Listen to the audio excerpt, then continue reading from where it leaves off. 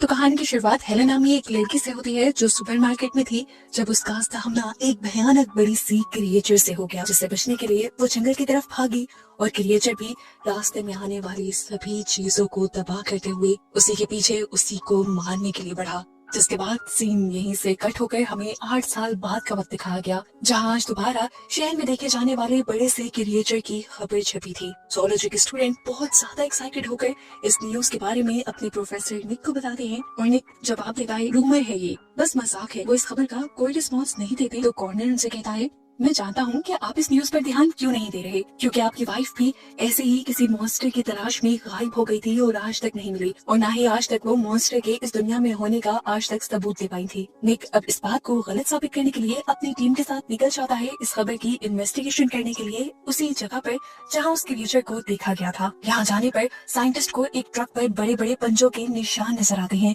और यहीं पर जंगल की फेंस भी उन्हें टूटी हुई मिलती है, और ये चीजें निक को भी सोचने पर मजबूर कर देती हैं कि हो सकता है कोई बड़ी क्रिएचर अभी भी इस दुनिया में एग्जिस्ट करती हो, जिसे पहले 8 साल पहले देखा गया हो, और उसी क्रिएचर के बारे में उसकी वाइफ साइंटिस्ट हेलेन भी इन्वेस्टिगेट करने आई थी, लेकिन उनका आज तक सुराग न मिला। वो सोचता है कि हो सकता है उसी क्रिएचर ने हेलेन को निगल लिया हो, इसलिए आज तक उसकी बॉडी का भी सुराग नहीं मिला था। अब सीन कट होकर हमें एक zoologist एबी को दिखाया जाता है जो कि रेप्टाइल्स पर रिसर्च करती है। उसके नेबर का एक बच्चा उसे अपने घर लेकर जाता है और उसे बताता है कि उसने जंगल में से एक अजीब किस्म की लिजर्ड को पकड़ा है।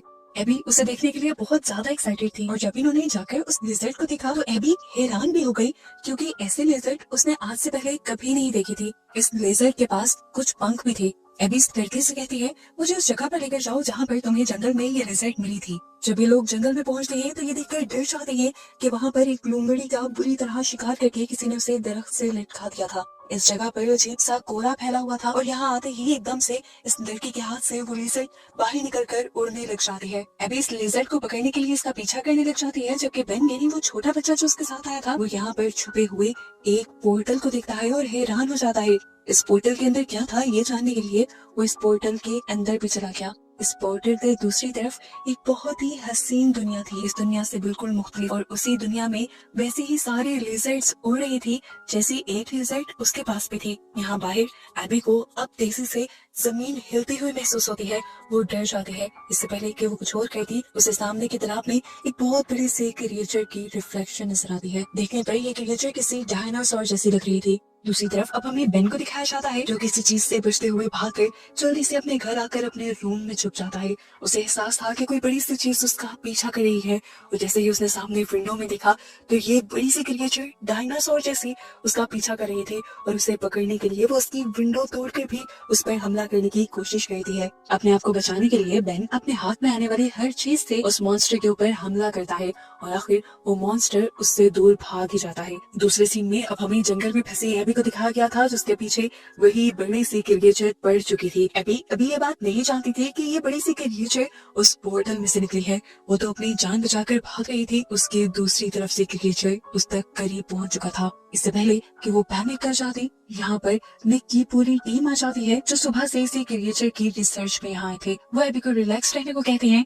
और खुद इस क्रिएचर को देखने लग जाते हैं। ये लोग टॉर्च मारकर उसको देखते हैं और उन्हें पता चलता है कि ये क्रिएचर गुस्से वाली नहीं है। ऐसा जानवर इन्होंने पहले कभी नहीं देखा था। हो सकता था कि ये कोई हाइब्रिड हो, यानी 2 जानवरों की नस्लों से बना एक नया जानवर हो, लेकिन ये काम भी सिर्फ लेबोरेटरी में पॉसिबल था। ये लोग बातें ही कर रहे थे कि क्रिएचर यहाँ से जाने लगा। ये लोग भी क्रिएचर का पीछा करते हैं और देखने को मिलता है कि यहाँ पर एक बहुत ही चमकदार सा पोर्टल खुला हुआ था जिसके अंदर ये क्रिएचर जाने वाला था। इस पोर्टल को देखकर ये सब लोग शॉक रह जाते हैं और ने अपनी फर्दर स्टडीज के लिए और इस पोर्टल की जानकारी लेने के लिए यहाँ पर अपनी एक पूरी टीम को बुला लेता है।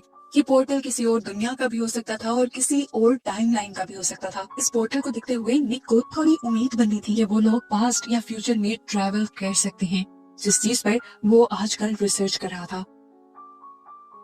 निक को लगता है कि उसकी वाइफ भी ऐसे ही किसी पोर्टल के अंदर गायब हुई होगी, इसलिए वो पोर्टल के अंदर जाकर चेक करने का फैसला करता है। दूसरी तरफ शहर में हमें वो क्रिएचर दिखाया जाता है जो बेन के पीछे पड़ा था। वो अभी तक अपने शिकार को ढूंढ रहा था और उसे स्मेल करते करते वो उसके स्कूल भी पहुंच जाता है। जैसे ही टीचर की नजर उस पर पड़ती है तो टीचर बहुत ज्यादा डर जाती है। सभी बच्चे पैनिक कर जाते हैं। टीचर दरवाजा बंद करके सारा फर्नीचर दरवाजे के आगे लगाने लग जाती है, लेकिन ये क्रिएचर बहुत ही पावरफुल था। दरवाजे को तोड़ना और चीजों को साइड पे करना उसके लिए कोई बड़ा मसला नहीं था। इससे पहले कि यहाँ पर कुछ भी बुरा हो जाता, यहाँ पर स्टीवन आकर एक फायर एक्सटिंग्विशर की मदद से उस क्रिएचर को अपनी तरफ अट्रैक्ट करते हुए यहाँ से दूर ले जाता है और बच्चों की जान बचा लेता है। अब जैसे ही ये क्रिएचर स्टीवन के ऊपर ही गुस्से में हमला करता है तो स्टीवन उसके एक ही वार में बेहोश होकर बाहर गिर जाता है। सीन कट होकर अब हमें जंगल का सीन दिखाया जाता है, जहाँ पर निक अब उस पोर्टल के अंदर जाने की तैयारी में है। एबी निक को वो छोटा सा क्रिएचर भी दे देती है जिसे सबसे पहले इन्होंने देखा था। इस पोर्टल के अंदर जाते ही ये जगह उसे दुनिया जैसी ही लगती है, लेकिन इस दुनिया में काफी सुकून था। यहाँ पर जगह जगह ऐसे ही जानवर थे जिनको उसने पहले कभी नहीं देखा था। और जब वो जमीन में देखता है तो उसे बहुत सारे इंसानों के ढांचे मिलते हैं, जिससे वो समझ जाता है कि जो भी इंसान पहले यहाँ आए थे, चाहे वो रिसर्च के लिए या किसी भी काम के लिए, वो अब मर चुके हैं। ये देखकर निक का दिल और बैठ जाता है और वो अपनी वाइफ हेलन को ढूंढने का इस दुनिया में डिसाइड कर लेता है। लेकिन क्योंकि उसके सिक्योरिटी गार्ड को ये मिशन दिया गया था कि वो निक को जिंदा सलामत वापस लेकर आएगा, अगर निक यहाँ से दूर चला जाता तो उसके सिक्योरिटी गार्ड का मिशन पूरा ना हो पाता, इसलिए वो निक को बेहोश कर उसकी असली दुनिया में उसी पोर्टल से वापस ले आता है। जैसे ही ये लोग उस पोर्टल से बाहर निकलते हैं तो पीछे से एकदम से वो पोर्टल भी बंद हो जाता है और एबी नोटिस करती है कि इन दोनों के साथ वो क्रिएचर जो पहले भी इनके पास आ गया था, जिसका नाम इन्होंने रेक्स रखा था, वो भी इन्हीं के साथ वापस इनकी दुनिया में आ चुका था। दूसरी तरफ हमें शहर में दोबारा उसी क्रिएचर को दिखाया जाता है जो बेन के पीछे पड़ा हुआ था। वो अभी भी बेन को ढूंढ रहा था और बेन के घर की तरफ जा रहा था। इस क्रिएचर को और इंसान भी दिख जाते हैं जिनके ऊपर वो हमला करने ही वाला होता है कि यहाँ पे एक और मर्तबा स्टीवन किसी हीरो की तरह अपनी कार से आकर इस बड़ी सी क्रिएचर को हिट कर देता है, लेकिन इससे उसकी कार ही टूटी थी, उस क्रिएचर को कुछ नहीं हुआ था। ये देखते हुए वो जल्दी से अपनी कार से बाहर निकला और गन से इस क्रिएचर को शूट करते हुए उसने मार डाला। और सीन यहीं से कट होकर अगली सुबह हमें एबी को उसके घर पर दिखाया गया, जहाँ एबी से मिलने के लिए एबी का दोस्त और प्रोफेसर निक का असिस्टेंट कॉर्नर आया। वो एबी को खुशखबरी देता है कि फाइनली साइंटिस्ट ने इस क्रिएचर की दुनिया में होने की खबर को कंफर्म कर दिया है। वो बहुत ज्यादा एक्साइटेड था। अब ये लोग इसी चीज के बारे में बात ही कर रहे थे कि कॉर्नर देखता है कि एबी के पास अभी भी उस क्रिएचर का एक छोटा बच्चा था, जिसे देखकर वो बहुत ज्यादा इम्प्रेस हो जाता है। एबी उसे ये बात सीक्रेट रखने को कहती है और यहाँ पर कॉर्नर भी उससे एक सीक्रेट शेयर करता है कि वो भी उस पोर्टल के बारे में सर्च करना चाहता है जिस पोर्टल के अंदर प्रोफेसर निक गए थे। एबी बताती है कि वो पोर्टल तो बंद हो चुका है, लेकिन ये नहीं जानते थे कि एक जगह से तो वो पोर्टल बंद हुआ था, लेकिन अब वो पोर्टल दुनिया की कई जगहों पे खुल गया था और उसके अंदर से अजीबोगरीब क्रिएचर्स निकल रही थी जो साइज में भी बहुत बड़ी थी। खैर अगले दिन दिखाया जाता है कि अब एबी और कॉर्नर दोनों ही उस पोर्टल को ढूंढने के लिए जंगल में ठहरे थे। उन्होंने टेंट लगाया और इसी तरह बातें करते करते वो सो भी गए। एकदम से किसी अजीब से शोर से एबी की आंख खुली। उसने देखा कि वहाँ पर वही क्रिएचर था, जिसे देखते ही वो डर गई। उसने जाकर कॉर्नर को जगाया और इन दोनों ने यहाँ से भागने का फैसला किया। लेकिन तभी एबी ने नोटिस किया कि ये क्रिएचर पहले जैसे क्रिएचर की तरह बिहेव नहीं कर रहा और एकदम से गिर भी गया है। ये लोग जब पास जाकर चेक करते हैं तो असल में इन्हें पता चलता है कि इनके साथ तो दो लड़के प्रैंक कर रहे थे। ये वो क्रिएचर था ही नहीं, बल्कि वो तो एक डायनासोर वाले टॉय को एक स्टिक से लगाकर उनको डराने की कोशिश कर रहे थे। सीन कट होकर अब हमें एक सबवे स्टेशन का सीन दिखाया जाता है, जहाँ पर एक आदमी सबवे टनल्स के अंदर स्प्रे कर रहा था और तभी उसका सामना हो जाता है एक बहुत बड़े स्पाइडर से। इतना बड़ा स्पाइडर उसने आज से पहले कभी नहीं देखा था। इससे पहले कि वो उससे बच पाता, वो स्पाइडर उसकी नेक के अंदर स्टंग कर देता है, यानी उसकी गर्दन में काट लेता है। सीन्स दोबारा कॉर्नर और एबी की तरफ शिफ्ट होते हैं, जहां इन दोनों को अब प्रोफेसर निक ने पकड़ लिया था। प्रोफेसर निक इन दोनों को बहुत ज्यादा डांटते हैं क्योंकि इस तरह जंगल में आकर इन दोनों ने सिर्फ अपनी जान को ही खतरे में डाला था। अगर वो क्रिएचर जंगल में खुली होती तो ये लोग आज जिंदा भी ना होते। ये बात सुनते हुए कॉर्नर को भी बहुत ज्यादा दुख होता है और उसे एहसास होता है कि उसने भी एबी की जान को खतरे में डाल दिया था अपने सिर्फ एक एडवेंचर के चक्कर में। इनकी इन्हीं बातों के दौरान निक और उनकी एक क्लेग क्लॉडिया को एक आदमी के बुरी तरह जख्मी होने की खबर मिलती है। ये लोग जब उसे चेक करने के लिए हॉस्पिटल में जाते हैं तो इन्हें पता चलता है कि उसको कोई जहरीली चीज तो काटी है, लेकिन क्या चीज काटी है इसका अंदाजा वो नहीं लगा पा रहे थे क्योंकि इस दुनिया में ऐसा कोई भी बड़ा इंसेक्ट यानी कोई इतना बड़ा कीड़ा नहीं देखा था जो इतना बड़ा डंग मारे। अब मिस क्लॉडिया सिक्योरिटी मैनेजर के पास जाती हैं और उसे कहती हैं कि हमें एक टेक्निकल टीम को रिसर्च के लिए उसी एरिया में भेजना होगा जिस एरिया में ये इंसान काम कर रहा था, ताकि वहाँ जाकर ये लोग उस क्रिएचर को पकड़ कर लेकर आए जिसने इस आदमी के ऊपर हमला किया है, ताकि ये लोग उसका एंटीडोट बनाकर उसका इलाज कर सके। सिक्योरिटी मैनेजर मान जाते हैं और वहाँ पर एक टीम को भेजा जाता है। अंदर जाते ही इन सबका सामना हो जाता है बेशुमार बड़ी बड़ी स्पाइडर्स से। इंसानों को यहाँ देखते ही एकदम से ये सारी स्पाइडर्स इंसानों के ऊपर जंप करके उनके ऊपर हमला करने की कोशिश करने लग जाते हैं। अपनी जान बचाने के लिए इन सभी को इस टनल से बाहर आना पड़ता है और बाहर आकर निक की टीम निक को बताती है कि अंदर इतने बड़े बड़े स्पाइडर्स हैं जिनको आज से पहले कभी देखा ही नहीं गया। अब इन्हें सस्पेंस भी होने लगा था कि आखिर ये क्रिएचर, ये मॉन्स्टर्स आ कहां से रहे हैं। अब प्रोफेसर निक भी खुद ही उसी टनल में जाने की तैयारी करने लग जाते हैं क्योंकि वो खुद भी देखना चाहते थे कि आखिर वो क्रिएचर्स हैं कैसे। पहले वाली टीम ये तो पता चला कर आ चुकी थी कि ये सारे क्रिएचर्स लाइट से डरती हैं, इसलिए इस मरतबा ये लाइट्स लेकर गए थे। अपनी लाइट्स के जरिए ये लोग इन स्पाइडर्स को अपने से दूर रखने में कामयाब भी हो जाते हैं और निक इन सबको देख भी लेता है। इस टनल के अंदर इन स्पाइडर्स की तादाद बहुत ज्यादा थी। यहीं पर सर्च करते करते एबी को अब वैसा ही पोर्टल दिख जाता है जैसा पोर्टल उसने जंगल में देखा था और ये लोग समझ जाते हैं कि ये स्पाइडर्स भी इसी पोर्टल में से निकल कर आ रही थी। अब ये लोग और इस पोर्टल को देख ही रहे थे कि इसके अंदर से एक और बहुत बड़ा मॉन्स्टर निकल आया। ये एक जाइंट सेंटीपीड था जिसके ऊपर के टेंटिकल्स इतने बड़े थे कि उसमें वो किसी भी आदमी को लपेट सकता था। इससे पहले कि वो एबी के ऊपर हमला कर देता, स्टीव यहाँ से कोई चीज उठाकर इस सेंटीपीड के सर पर मारता है और ये दोनों बचने के लिए यहाँ से भागते हैं। इतने में निक भी यहाँ आकर इतने बड़े सेंटीपीड को देख लेता है। इससे बचने के लिए ये लोग अब दूसरे रूम में तो आ गए थे जहाँ का निक ने दरवाजा भी बंद कर दिया था, लेकिन अब इनकी बदकिस्मती कि इन्हें पता चला कि इस टनल के बाकी सब एग्जिट बंद है। एक वही रास्ता खुला है जहाँ से ये लोग आए थे और वहाँ पर बड़े बड़े सेंटीपीड जैसे क्रिएचर हैं। जहाँ पर निक बंद हुआ था, स्टीव उसे बचाने के लिए यहाँ पर एक फायर सिलेंडर लेता है और उससे इस क्रिएचर को जलाकर यहाँ से उसके पोर्टल में वापस भेजने की कोशिश करता है, लेकिन ये क्रिएचर अपना एक ही टेंटिकल मारते हुए उसके हाथ से सिलेंडर ही उस पोर्टल से दूसरी तरफ फेंक देता है और फिर स्टीव के ऊपर भी हमला कर देता है। थोड़ी देर बाद निक जब फील करता है कि दूसरी तरफ का शोर कम हो गया है तो वो चेक करने के लिए आया। यहाँ पर स्टीव मरने की हालत में था। निक उसे रेस्क्यू करना चाह रहा था जब उसने निक को बताया कि उसके क्रिएचर के काटते ही मुझे यहाँ पर एक विजन दिखा था, जैसे उस पोर्टल से किसी औरत ने आकर बताया हो कि पोर्टल की दूसरी तरफ हेवन यानी जन्नत है और वहाँ पर हेलन जो कि निक की वाइफ है वो निक का इंतजार कर रही है। खैर निक जल्दी से स्टीव को हॉस्पिटल लाने में कामयाब हो जाता है, लेकिन स्टीव की हालत इस वक्त तक काफी बिगड़ चुकी थी। क्लोडिया जो कि निक की कलीग थी वो निक को बताती है कि हमें इसका इलाज करने के लिए उसी क्रिएचर का पॉइजन चाहिए होगा जिस क्रिएचर ने इसे काटा है। उस पॉइजन से हम उसी पॉइजन का एंटीडोट बनाएंगे और फिर उसे ठीक कर सकेंगे। स्टीव के पास वक्त भी बहुत कम था और ये चैलेंज भी बहुत बड़ा था, लेकिन निक हिम्मत दिखाता है और ये फैसला करता है कि वो खुद जाकर उस सेंटीपीड का पॉइजन लेके आएगा और स्टीव के लिए एंटीडोट बनाएगा। ये लोग दोबारा उसी टनल में जाते हैं और इनकी किस्मत अच्छी थी कि इन्हें सेंटीपैड उसी टनल में मिल जाता है। वो एक दीवार के अंदर बने होल के अंदर छुपा बैठा था।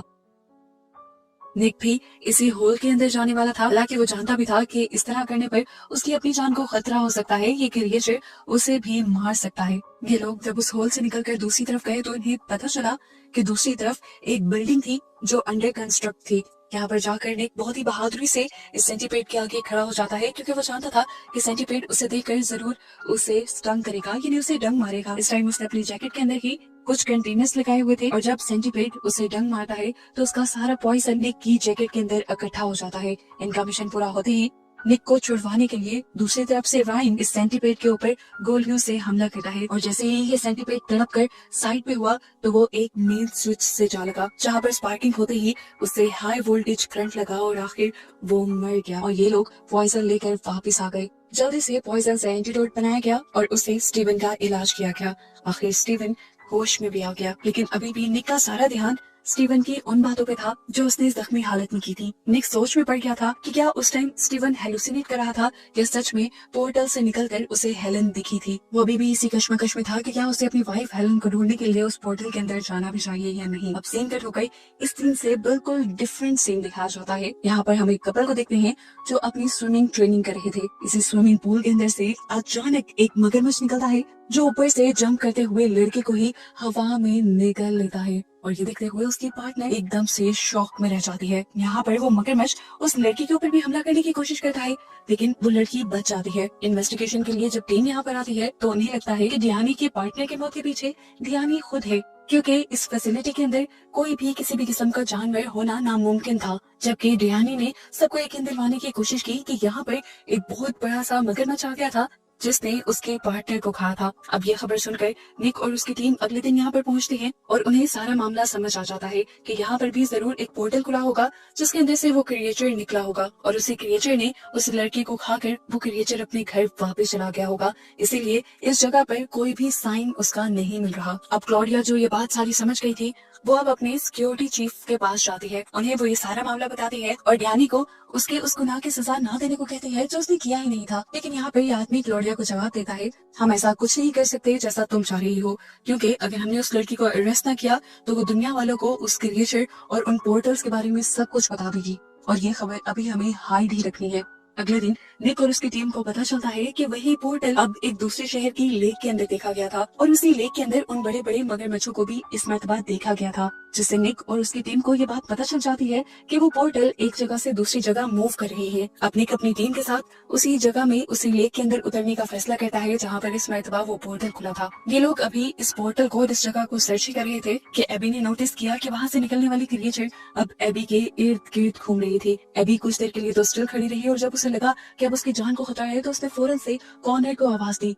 कॉर्नर उसे बचाने के लिए आया और उसे निकाल कर पानी से बाहर ले गया। वो क्रिएचर इनके ऊपर हमला करने के लिए पानी से बाहर भी आ गई तो कॉर्नर ने उससे बचने के लिए एक लकड़ी का टुकड़ा उठाया और उसके गले में स्टैब कर दिया। दर्द से वो मगरमच्छ वापस चला गया और पानी के अंदर जाते ही वो अपने पोर्टल में चला गया, कि अपनी दुनिया में चला गया और उसके यहाँ से जाते ही वो पोर्टल बंद हो गया। पोर्टल के बंद होते ही निक और उसकी जितनी भी टीम यहाँ पे रिसर्च कर रही थी उनकी रिसर्च भी बंद हो जाती है। अब अपनी रिसर्च को कंटिन्यू करने के लिए निक और उसकी टीम डिसाइड करती है कि वो अब अगली वो जगह ढूंढेंगे जहाँ पे ये पोर्टल खुलेगा। फाइनली इन्हें जल्दी उस जगह का पता चल जाता है जहाँ ये पोर्टल दोबारा खुला था। निक ने इस मरतबा उस पोर्टल में जाने का डिसाइड कर लिया था। रायन निक के साथ एक रस्सी बांध देता है कि अगर जरूरत पड़ी और उन्हें लगा कि निक किसी खतरे में है तो वो रस्सी के जरिए निक को बाहर खींच लेंगे। इस पोर्टल के अंदर जाकर पानी से बाहर निकलकर निक देखता है कि वो एक नई ही दुनिया में पहुंच गया था जहाँ पर अब बहुत बड़े बड़े बर्ड से उसका सामना हो जाता है और फाइनली उसकी तलाश खत्म भी हो जाती है। उसे यहाँ पर अपनी वाइफ हेलन मिल भी जाती है। वो हेलन को देखकर इतना खुश था कि उसे बताना भी नहीं आ रहा था। वो हेलन से कहता है, चलो प्लीज अपनी दुनिया में वापस चलो, तुम्हें एक मौका मिला है अपनी दुनिया में वापस आने का। लेकिन हेलन वहाँ जाने से मना कर देती है और कहती है कि मैं नहीं चाहती कि दुनिया के लोगों को इन पोर्टल्स के बारे में पता चले और दुनिया वाले अपने आप को दुनिया के मसलों से बचाने के लिए इस दुनिया को भी आकर खराब कर दे, इसीलिए मैं यहाँ से कहीं नहीं जाने वाली। लेकिन वो यहाँ निक से कहती है कि तुम मेरे साथ रह सकते हो, यहाँ पर ये दुनिया बहुत अच्छी है। हेलन उससे वादा करती है कि मैं तुम्हें यहाँ पर हर वो चीज दिखाऊंगी जिसे मैंने यहाँ पर डिस्कवर किया है। लेकिन निक उसे मना कर देता है। वो कहता है कि उस दुनिया में मैंने जो कुछ भी बनाया था वो तुम्हारे लिए बनाया था, तुम्हारे साथ रहने के लिए बनाया था और अब मैं उन चीजों को नहीं छोड़ना चाहता। तो इस टाइम हेलन उससे कहती है, ठीक है तो तुम अपनी टाइमलाइन में वापस चले जाओ, मुझे तुम्हारे साथ नहीं जाना। उसकी बात सुनकर निक वापस पानी के अंदर चला जाता है ताकि अपने पोर्टल से वापस अपनी दुनिया में जा सके। जब वो पानी के अंदर तैर रहा था तो यहाँ उसके ऊपर हमला करने के लिए एक बहुत बड़ी सी क्रिएचर आ गई। अपने आप को बचाने के लिए निक ने उसके ऊपर हमला भी किया, लेकिन इस हमले का उसके ऊपर कोई फायदा नहीं था और जब वो क्रिएचर निक के बहुत करीब आई उसे खाने के लिए तो यहाँ निक की किस्मत चल गई, क्योंकि दूसरी तरफ से आने वाली उससे भी बड़ी क्रिएचर ने आकर इस क्रिएचर को पकड़ लिया और निक की जान बच गई। अब क्योंकि दुनिया में बाहर रस्सी के अंदर काफी हिलजुल महसूस हो रही थी तो स्टीवन और कॉर्नर समझ गए कि अंदर कुछ खतरा है, इसलिए वो जल्दी से अपने प्रोफेसर निक को बाहर खींच लेते हैं। निक जब बाहर आया तो उसकी सांस भी नहीं चल रही थी। जल्दी से सीपीआर देकर ये लोग निक की जान बचाते हैं। कुछ देर बाद जब निक को होश आता है तो निक देखता है कि उसकी वाइफ को अरेस्ट कर लिया था उससे टाइमलाइन के अंदर जाकर, क्योंकि हेलन यानी निक की वाइफ से अब उन्हीं पोर्टल्स के बारे में इन्वेस्टिगेशन होनी थी जो आए दिन इस दुनिया में खुल रहे थे। आखिर ये पोर्टल क्या किसी दूसरी दुनिया के थे या दूसरी टाइमलाइन के, ये सब कुछ साइंटिस्ट को जानना था। पहले तो हेलन कुछ भी बताने को तैयार नहीं थी, लेकिन जब उसने देखा कि फैसिलिटी वाले उसे इस तरह कैद कर लेंगे तो वो उनके साथ कुछ डील करती है कि अगर वो उन्हें कुछ इन्फॉर्मेशन दे देगी तो ये लोग उसे आजाद छोड़ देंगे। पहले तो कोई भी उसकी बात मानने को तैयार नहीं था, लेकिन निक के कहने पर सबने हेलन की बात मान ली। हेलन इनको इन पोर्टल्स के बारे में ज्यादा को तो कुछ नहीं बताती, लेकिन ये बता देती है कि अगला पोर्टल कहाँ खुलने वाला है। अभी भी किसी को हेलन पे एतबार नहीं था, सबको लग रहा था कि हेलन झूठ बोल रही होगी, लेकिन निक को हेलन पर एतबार था। वो अपनी टीम को लेकर हेलन के साथ उस जगह पर पहुंच जाता है। हेलन लंदन की एक लैब में एक फ्रीजर के पास जाती है और कहती है कि यहाँ से अगला पोर्टल खुलेगा। क्लोडिया यहाँ की मैग्नेटिक फील्ड को देखती है। यहाँ पर कुछ ऐसा डिफरेंट महसूस नहीं हो रहा था, लेकिन जैसे ही ये लोग फ्रीजर खोलते हैं तो सच में अंदर एक नया पोर्टल था। बिना कोई बात किए जल्दी से हेलन इस पोर्टल के अंदर चली जाती है और ये देखते हुए रायन और स्टीवन भी उसी के पीछे पोर्टल के अंदर जाते हैं और देखते हैं कि इस जगह बहुत सारे और भी पोर्टल्स थे। बाहर सब लोग कंफ्यूज खड़े थे कि अंदर क्या हो रहा है और इन पोर्टल्स का क्या मतलब है। अभी ये लोग बातें कर रहे थे कि इन्हें पोर्टल्स में से कुछ हलचल महसूस हुई। सोल्जर्स जल्दी से किसी भी खतरनाक क्रिएचर को मारने के लिए तैयार हो गए जो पहले भी इन्हीं पोर्टल्स में से निकल रही थी। लेकिन इस मर्तबा इस पोर्टल में से एक छोटा सा बर्ड निकला था जो इन लोगों को अपने लिए खतरा नहीं लगता। ऐसे ही बहुत सारे बर्ड्स आ जाते हैं जिन्हें कुछ लोग चुराने की भी कोशिश करते हैं ताकि सभी लोगों को दिखाया जा सके। लेकिन मैं कभी ऐसा नहीं चाहता था कि आम लोगों को इन पोर्टल्स के बारे में या इन बर्ड्स के बारे में कुछ पता चले, इसलिए वो बर्ड्स को पोर्टल्स के पास लेकर जाता है ताकि वो पोर्टल के जरिए वापस चले जाएं। लेकिन एक बर्ड पोर्टल में जाने से पहले ही मर जाता है। सब हैरान थे क्योंकि पहले जो कोई भी इस पोर्टल के अंदर जा रहा था उसे कुछ नहीं हो रहा था, पर अब सब बदला बदला सा था। इसकी मौत की वजह क्या हो सकती थी? निक इसे जानने के लिए उसका ऑपरेशन करने लग जाता है और निक को उसकी बॉडी के अंदर से एक पैरासाइट मिलता है जिसने उसकी जान ले ली थी। ये क्रिएचर यहाँ से मूव करने लग जाता है। एक आदमी इस क्रिएचर को मारने की भी कोशिश करता है लेकिन निक उसे मना कर देता है। अब एबी और स्टीवन मिलकर इस क्रिएचर को पकड़ लेते हैं और इस पर रिसर्च शुरू कर देते हैं। इस पर रिसर्च करने पर पता चलता है कि इस पैरासाइट के अंदर ऐसी ताकत थी जिसकी वजह से ये जिसके भी बॉडी के अंदर जाता है उसके इंटरनल ऑर्गन्स को जख्मी कर देता है और उसके नर्वस सिस्टम पर अपना कंट्रोल भी हासिल कर लेता है। सीन कट होकर हमें टॉम नाम के एक लड़के को दिखाया जाता है जिसके हाथ वो बर्ड लग गया था जो उस पोर्टल से निकला था। वो इस बर्ड को लेकर अपने घर आ गया और उसने इस बर्ड के बारे में सर्च करना शुरू किया। उसे पता चला कि इस बर्ड का नाम डोडो है, लेकिन डोडो साइज में काफी छोटे होते हैं और ये डोडो तो काफी बड़ा था। अभी वो रिसर्च कर रहा था कि एकदम से इसी डोडो ने आकर उस लड़के के हाथ पर हमला कर दिया और उसके हमला करते ही टॉम की हालत बहुत ज्यादा बिगड़ने लगी। उसका जिस्म अब नीला पड़ने लगा था। वो जल्दी से अपनी जान बचाने के लिए खुद ही हॉस्पिटल जाता है और हॉस्पिटल में वो फील करता है कि कोई चीज उसकी गर्दन के अंदर चल रही थी। ये वही पैरासाइट था जिसके बारे में निक ने लैब में रिसर्च की थी। इसी क्रिएचर के काटने के बाद ही एक मर्तबा टॉम ने अपने दोस्त पर भी हमला करने की कोशिश की थी, लेकिन फिर उसने जल्द ही अपने आप पर काबू पा लिया था, जिसका साफ मतलब था कि क्रिएचर किसी के सोच और दिमाग को भी अपने कंट्रोल में ले सकती है। अब टॉम का दोस्त जाकर क्लॉडिया को उस बर्ड के बारे में बता देता है जो टॉम ने अपने घर में रखा हुआ था। निक और उसकी पूरी टीम उसी बर्ड को ढूंढने के लिए टॉम के घर आ जाती है और इन्हें टॉम के घर पर वो बर्ड मरा हुआ मिलता है। यहाँ पर हमें टॉम को हॉस्पिटल में दिखाया जाता है जिसका अब सिटी स्कैन हो चुका था। सिटी स्कैन के अंदर उस पैरासाइट को देख लिया गया था और डॉक्टर टॉम को बताते हैं कि उसकी फौरन से सर्जरी करनी पड़ेगी। ये सुनकर टॉम को पता नहीं क्या होता है कि वो डॉक्टर के ऊपर ही हमला कर देता है और डॉक्टर को काट लेता है। जैसे ही टॉम को होश आता है तो वो अब पैनिक हो चुका था। उसे समझ नहीं आ रही थी कि वो ये सब कर क्यों रहा है। अपने आप पर कंट्रोल पाने के लिए वो बाथरूम में चला गया। अब उसे अपने सवालों के जवाब जाने थे, इसलिए उसने फैसला किया कि वो एबी के पास जाएगा और पता चलाएगा कि ये डोडो आया कहाँ से था, क्योंकि जो उसने रिसर्च की थी उसके मुताबिक उसे पता चला था कि डोडो आज से कई हजार सालों पहले एक्सटिंक्ट हो चुके थे, इस दुनिया से खत्म हो चुके थे। एबी यहाँ पर टॉम से कुछ नहीं छुपाती और उसे उस फ्रीजर के पास लेकर जाती है जिसके अंदर से वो पोर्टल खुला था, लेकिन अब फ्रीजर के अंदर वो पोर्टल नहीं रहा था। तो टॉम को लगता है कि एबी उसके साथ झूठ बोल रही है। इसी तरह अब टॉम को गुस्सा आ जाता है और वो एबी के ऊपर भी हमला करने के लिए उसके करीब जाने की कोशिश करता है। तो एबी ये चीज भांप लेती है और उससे पहले ही उसके ऊपर एक शेल्फ गिरा देती है। अपनी जान बचाने के लिए एबी तो यहाँ से भाग गई थी, लेकिन अब एबी को पकड़ने के लिए टॉम खिड़की से जंप कर देता है और उसे बाइट करने ही वाला होता है कि यहाँ पर बहुत सारे सोल्जर्स आ जाते हैं। इससे पहले कि ये सोल्जर्स टॉम को मार देते, यहाँ पर कॉर्नर सबको बताता है कि टॉम उन्हीं का क्लास फेलो है। वो टॉम से बड़े ही आराम से एबी को छोड़ देने को कहता है और खुद उससे बात करने का फैसला करता है। इससे पहले कि कॉर्नर कुछ बात कर पाता, कॉर्नर नोटिस करता है कि टॉम की आंखें एकदम से बदल गई हैं। उसकी आंखों का रंग बदल गया था, उसकी स्माइल बदल गई थी और फिर देखते ही देखते उसने कॉर्नर के हाथों में ही दम तोड़ दिया और वो मर गया। उस पैरासाइट ने टॉम की जान ले ली और इस चीज से कॉर्नर बहुत ज्यादा डिस्टर्ब हो गया है। अब इस सब को एक महीना गुजर जाता है और हमें एबी और कॉर्नर को एक घर में दिखाया जाता है। हम देखते हैं कि एबी के घर पर अभी भी रेक्स नाम की वो क्रिएचर है जो इस सीजन के स्टार्ट में उसे मिली थी। वो भी इन्हीं के साथ रहती थी। एबी ने उसे अपना पेट बना लिया था। अब क्योंकि वो बाहर कहीं भाग न जाए, इसीलिए वो कॉर्नर को हमेशा अपने घर की विंडोज बंद रखने को कहती है। लेकिन कॉर्नर एक दिन गेम खेलते हुए विंडोज को बंद करना भूल जाता है और वो क्रिएचर उनके घर से बाहर निकल जाती है और कॉर्नर परेशानी में उसे ढूंढने के लिए निकल जाता है।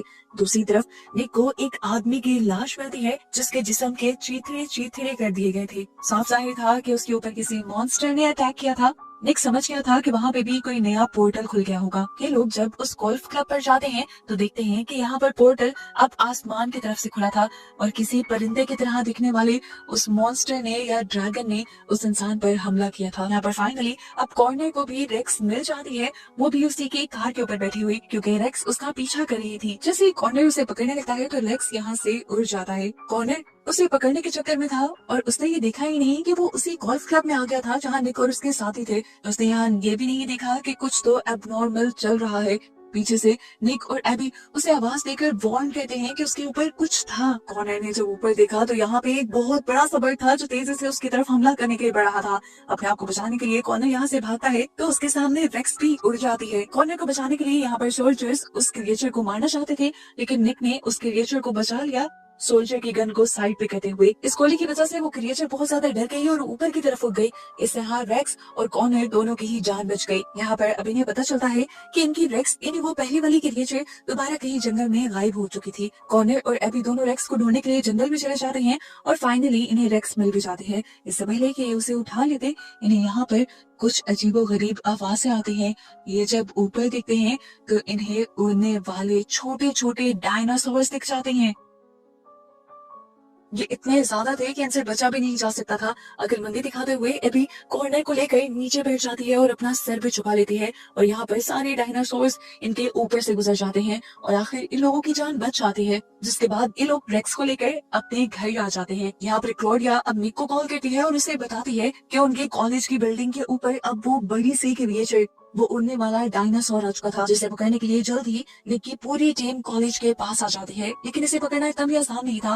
वो यहाँ से उड़ रहा था, भाग रहा था। उसे पकड़ने और अपनी तरफ अट्रैक्ट करने के लिए निक अपनी रेड कलर की जैकेट एक स्टिक से बांधकर उसे ऊपर की तरफ लटका देता है ताकि डायनासोर को वो अपना शिकार लगे। जैसे ही वो डायनासोर उसी कपड़े के ऊपर अटैक करने के लिए आती है तो निक उस कपड़े को नीचे कर देता है और डायनासोर नीचे आकर गिर जाती है और जोर से जमीन पर गिरने की वजह से वो बेहोश हो जाती है। क्लॉडिया अच्छी तरीके से इस क्रिएचर को देखती है और इसको देखते हुए वो बताती है कि ये क्रिएचर जिस भी टाइमलाइन या दुनिया से आई है उस टाइमलाइन में इंसान नहीं हो सकते, क्योंकि ये क्रिएचर इंसानों को खत्म कर देती। कुछ ही देर बाद हमें दिखाया जाता है कि वो छोटे छोटे से डायनासोर्स जो पहले एबी और कॉर्नर के पीछे पड़े थे वो एकदम से उसी बिल्डिंग पर हमला कर देते हैं जहाँ पर निक और उसकी टीम थी। ये पूरी टीम खिड़की से खड़े होकर इन्हें हैरानी से देख रहे थे और ये डायनासोर भी बाहर से उनको देख पा रहे थे। इसीलिए कुछ डायनासोर तो ये खिड़कियां तोड़कर अंदर भी आ जाते हैं। बचने के लिए निक और एक साथी उसकी जल्दी से एक रूम में चले जाते हैं और हर जगह को लॉक कर लेते हैं। अपने साथी को सिक्योर करते हुए निक जल्दी से एम्बुलेंस को कॉल करने के लिए और सिचुएशन को संभालने के लिए बाहर की तरफ जाता है। उसे अपनी इमरजेंसी वैन के अंदर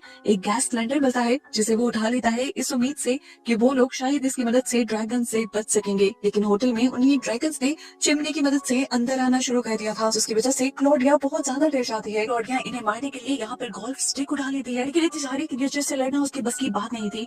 तभी यहाँ पर पीछे से हेलन आ जाती है जो क्लॉडिया को लेते हुए यहाँ से चली जाती है किचन के अंदर। वो यहाँ माइक्रोवेव्स के अंदर कुछ स्टील की चीजें रख के सारी माइक्रोवेव्स को चला देती है, जिसकी वजह से इस बिल्डिंग में एक बहुत बड़ा धमाका होता है और ये सारी क्रिएचर्स जलकर मारी जाती है। आखिर हेलन ने क्लॉडिया की जान भी बचा ली थी और वो खुद भी बच गई थी, लेकिन क्योंकि हेलन को अच्छा मौका मिल गया था सिक्योरिटी वालों से बचने का, इसलिए वो क्लॉडिया को बिल्डिंग से बाहर निकालकर खुद यहाँ से भाग जाती है। जबकि क्लॉडिया अभी तक इसी हैरानी परेशानी में थी कि आखिर उसके साथ हो क्या गया है। थोड़ी ही देर में यहाँ पर सोल्जर्स की टीम भी आ जाती है।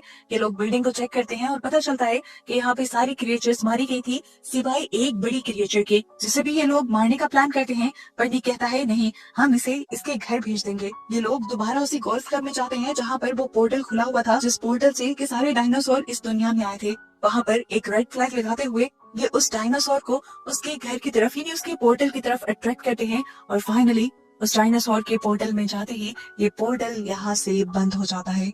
उसके यहाँ से जाते ही और इस पोर्टल के बंद होते ही ये लोग खुशी से जश्न मनाने लग जाते हैं, जैसे इनका कोई बहुत बड़ा मिशन कंप्लीट हो गया हो। अब दोबारा सीन कट होता है और कुछ महीनों का अरसा गुजर जाता है। कुछ महीनों के बाद दोबारा हम कॉर्नर और एबी को देखते हैं। एबी को एक जू से कॉल आती है और उसे पता चलता है कि जू में रहने वाला एक लायन यानी एक शेर अचानक से जू से ही गायब हो गया है। बात तो काफी अजीब थी। एबी और कॉर्नर दोनों ही जू में चले जाते हैं चेक करने के लिए। यहाँ पर इन्हें शेर के गायब होने का तो कोई सुराग नहीं मिलता, लेकिन शेर के ही कैबिन में कुछ खून के सैंपल्स मिल जाते हैं जिन्हें कॉर्नर इकट्ठा कर लेता है। डीएनए टेस्ट करने पर इन्हें पता चलता है कि ये डीएनए तो इस दुनिया से ताल्लुक ही नहीं रखता, यानी इस दुनिया की किसी भी क्रिएचर का डीएनए उस डीएनए से मैच नहीं हो रहा था। ये और भी ज्यादा डरा देने वाली बात थी। एबी इस चीज को लेकर ज्यादा इसके भी परेशान हो गई थी, क्योंकि पिछले ही दिन उसके बॉस पे लाइव हो चुके थे जिनका कोई भी सुराग नहीं मिला था। ऐसे जानवर और इंसान कहाँ गायब हो रहे थे ये भी सोचने की बात थी। इधर ये लोग बात ही कर रहे होते हैं तो दूसरी तरफ हम हेलन को दोबारा इसी दुनिया में इसी टाइमलाइन में देखते हैं। वो जल्दी से निक और उसके साथियों से मीटिंग रखती है और उनसे मदद मांगती है क्योंकि पिछले ही दिन उसकी टाइमलाइन में एक बहुत बड़े मॉन्स्टर ने हमला कर दिया था। वो बताती है कि ये मॉन्स्टर किसी भी पास्ट की टाइमलाइन से नहीं थी क्योंकि सारा पास्ट उसने पढ़ा हुआ था। वो मॉन्स्टर बहुत ही ज्यादा भयानक और अजीब था और हेलन के मुताबिक वो भयानक मॉन्स्टर फ्यूचर से आया था। हेलन को निक और उसके साथियों की मदद चाहिए थी ताकि वो उस मॉन्स्टर को उसकी टाइमलाइन में वापस भेज सकें या मार सकें। यही अब दोबारा हमें जू का सीन दिखाया जाता है जहाँ पर इस टाइम एबी अकेली थी और पूरे जू को देख रही थी। इतने में ही यहाँ पर स्टीवन भी आ जाता है। स्टीवन एबी को जिंदा देखकर बहुत ज्यादा खुश हो जाता है और इससे पहले कि वो उसे कुछ बता पाता या समझा पाता, इन दोनों का सामना उसी बड़े से खतरनाक से मॉन्स्टर से हो जाता है जिसके हाथ और पांव दिखने में इंसानों की तरह थे लेकिन वो किसी बंदरों की तरह छलांग लगा रहा था। पीछे से रायन और उसकी टीम उसे पकड़ने के लिए उस पर हमला करती है जिसकी वजह से वो जू से निकलकर भाग जाता है। बाहर जाने पर इन्हें वो कहीं नहीं मिला तो इन्हें पता चला कि वो मॉन्स्टर जंगलों में जा चुका था। ये सब लोग उसे पकड़ने के लिए जंगलों में जाते हैं और दरख्त के ऊपर इन्हें वो मॉन्स्टर दिख भी जाता है जो बहुत ही तेजी से एक से दूसरे दरख्त के ऊपर मूव कर रहा था। इतनी स्पीड उन्होंने पहले किसी जानवर की नहीं देखी थी। निक कहता है कि अगर हमें इस मॉन्स्टर को अपने काबू में करना है तो हमें बड़े वेपन्स की जरूरत पड़ेगी। इस टाइम यहाँ पर कॉर्नर भी आ चुका था। कॉर्नर को याद आया कि उसने पिछले ही दिन एक डीएनए टेस्ट किया था। वो डीएनए इस दुनिया की क्रिएचर से ताल्लुक नहीं रखता था तो साफ मतलब था कि वो डीएनए इसी क्रिएचर का था। उस डीएनए के जरिए उसने उस क्रिएचर की काफी सारी कमजोरियों का पता चलाया हुआ था और उसे याद आता है कि ये क्रिएचर म्यूजिक से और साउंड से बहुत ज्यादा डरता है। वो अब म्यूजिक का अरेंज करने के लिए गाड़ी के अंदर जाता है और उसका म्यूजिक बॉक्स निकाल ही रहा होता है कि वो क्रिएचर उसकी गाड़ी की विंड स्क्रीन के ऊपर हमला कर देती है और इससे पहले कि वो कॉर्नर को ही मार देती, कॉर्नर गाड़ी से निकलने में कामयाब तो हो जाता है लेकिन वो क्रिएचर अब दोबारा उसे मारने के लिए उसके सामने आ चुकी थी और इस मर्तबा कॉर्नर की जान बचाता है स्टीवन जो यहाँ गन लेकर आया था और उसने गन से इस मॉन्स्टर को शूट कर दिया लेकिन ये मॉन्स्टर मरा फिर भी नहीं। सीन कट होकर दूसरी तरफ हम रायन को देखते हैं जो इस पूरी जगह को देख रहा था और यहाँ उसे एक जगह से अजीबोगरीब जब आवाजें आती हैं तो वो अंदर जाकर इस झोंपड़ी को चेक करता है जहाँ पर उसे वैसे ही 3-4 और छोटी छोटी क्रिएचर्स दिखती हैं जैसे क्रिएचर ये मॉन्स्टर से वो लड़ रहे थे। रायन को पता चल गया कि वो बड़े क्रिएचर जिसे ये लोग देख रही हैं वो असल में मदर है और ये 3 छोटी छोटी क्रिएचर्स उसके बच्चे हैं और मदर ने अपने बच्चों को यहाँ खाने के तौर पर 3 इंसानों की लाशें भी लाकर दी हुई थी। किसी तरह उस मॉन्स्टर को उस क्रिएचर को भी ये पता चल जाता है कि उसके बच्चे खतरे में हैं क्योंकि उन तक इंसान पहुंच गए हैं तो वो अपने बच्चों को बचाने के लिए फौरन ही यहाँ पर आ जाती है। इससे पहले कि ये मॉन्स्टर अब एक एक इंसान पर हमला कर देता निक के दिमाग में एक आइडिया आता है इस मॉन्स्टर को डिस्ट्रैक्ट करने का। वो इस मॉन्स्टर का एक बच्चा उठाता है और यहाँ से बाहर भागने लग जाता है और ऊपर सीलिंग पे लगे मिरर्स को भी तोड़ने लग जाता है ताकि आवाजों से वो इस मॉन्स्टर को डिस्ट्रैक्ट कर सके। कभी इधर तो कभी उधर से आवाजें सुनने की वजह से सच में ये मॉन्स्टर कंफ्यूज हो जाता है और उसकी इसी कमजोरी का फायदा उठाते हुए ठीक वक्त पर निक उसकी आंख में गोली मारते हुए उसे नीचे गिरा देता है। इस टाइम ये क्रिएचर अभी मरा नहीं था। इस क्रिएचर के सभी बच्चों को ये लोग छोटे छोटे कंटेनर्स में डाल देते हैं इसी उम्मीद में कि ये लोग इन क्रिएचर्स को इन मॉन्स्टर को इनकी टाइमलाइन में वापस पहुंचा देंगे। खैर ये लोग एक बहुत बड़ी मुसीबत से बच गए थे। इन मॉन्स्टर्स से इन्होंने कम से कम दुनिया को तो बचा ही लिया था। अब ये लोग काफी रिलैक्स थे। निक और हेलन यहाँ पर बातें करने लग जाते हैं और हेलन निक को इस टाइम एक कैमरा देते हुए अपनी पिक्चर बनाने को कहती है। इस कैमरे को देखकर निक को एक बहुत ही अजीब चीज याद आती है। ये वही कैमरा था जो उसने पहली मर्तबा पास की टाइमलाइन में एक पोर्टल के अंदर जाने पर देखा था। पहली मर्तबा वो जब एक पोर्टल के अंदर गया था तो उसने देखा था कि वहाँ कुछ कंटेनर्स पड़े थे और इंसानों की लाशें पड़ी थी। वो कंटेनर्स बिल्कुल सेम ऐसे ही थे जिन कंटेनर्स में इस टाइम इन्होंने इन लाशों को रखा है। ये देखकर वो समझ गया कि वो जिस टाइमलाइन में गया था वो पास्ट की नहीं बल्कि फ्यूचर की टाइमलाइन थी और उन बॉक्स के पास जो ढांचे पड़े थे वो भी किसी और के नहीं बल्कि इन्हीं इंसानों के थे, इन्हीं लोगों के थे, निक और उसकी टीम के थे। अभी निक ये सब सोच ही रहा था कि पीछे से दिखाया जाता है कि वो मदर के लिए रायन के ऊपर हमला कर देती है और देखते ही देखते बाकी लोगों को भी मारना शुरू कर देती है और निक अपनी आंखों से ये देखता रह जाता है। इतनी ही देर में पोर्टल से कुछ और क्रिएचर्स में निकलती हैं जिनमें से एक निक के ऊपर हमला कर देती है। इससे पहले कि निक को कुछ हो जाता यहाँ पर वो डायनासोर जैसी क्रिएचर आ जाती है जो इस सीजन के बिल्कुल स्टार्ट में दिखाई गई थी।